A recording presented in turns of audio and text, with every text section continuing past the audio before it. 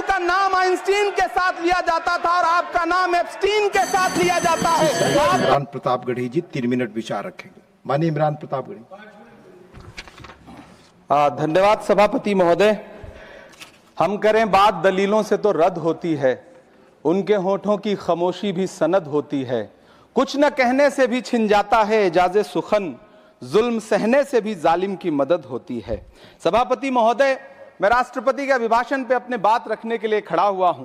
उस दिन देश की संसद के गलियारों में सरकार की तारीफ करती हुई महामहिम की आवाज गूंज रही थी, तो उधर मेरे कानों में हसदेव के जंगलों में आदिवासियों को जिंदगी देने वाले पेड़ों पर चलती हुई कुल्हाड़ी की आवाज गूंज रही थी।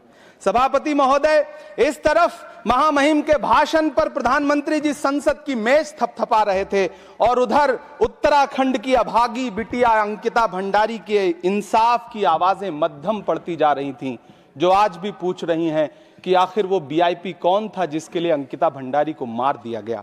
सभापति महोदय, इधर महामहिम सामाजिक न्याय की बात कर रही थीं और उधर उत्तराखंड के कोटद्वार में नफरती लोगों के खिलाफ एक बुजुर्ग को बचाने के लिए खड़ा हुआ दीपक, जो मोहब्बतों की रोशनी लेके खड़ा हुआ था, उसके खिलाफ कोटद्वार की पुलिस गंभीर धाराओं में एफआईआर दर्ज कर रही थी। और वो भी उस दिन हो रहा था जब उत्तराखंड के मुख्यमंत्री कोटद्वार में मौजूद थे।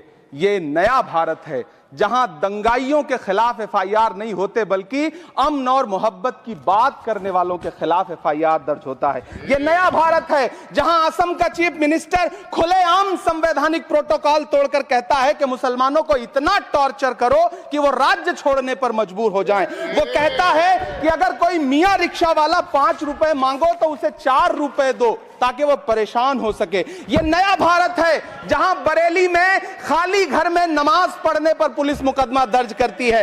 यह नया भारत है जहां क्रिसमस की तैयारी करते हुए ईसाइयों पर सरकार मुकदमा दर्ज करती है।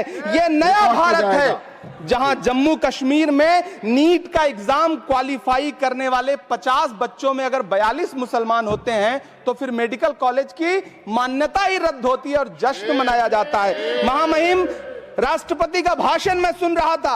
सर, यह नया भारत है जहां मध्य प्रदेश के बैतूल में बच्चों के स्कूल बनवा रहे मोहम्मद नईम का घर स्कूल इसलिए तुड़वा दिया जाता है क्योंकि वो स्कूल बनवा रहे थे। ये नया भारत है जहां कोर्ट का स्टे होने के बावजूद बनारस की दाल मंडी में सैकड़ों दुकानें तोड़ी जा रही हैं क्योंकि रास्ता चौड़ा करना है। सभापति महोदय, मैं आपसे कहना चाहता हूं कि जो पीढ़ी अपने बुजुर्गों को गाली देती है उसके साथ प्रकृति इंसाफ करती है। आज इंदिरा जी और नेहरू को गाली देते हैं, नेहरू को छोटा नहीं कर पाएंगे। नेहरू का नाम आइंस्टीन के साथ लिया जाता था और आपका नाम एप्स्टीन के साथ लिया जाता है।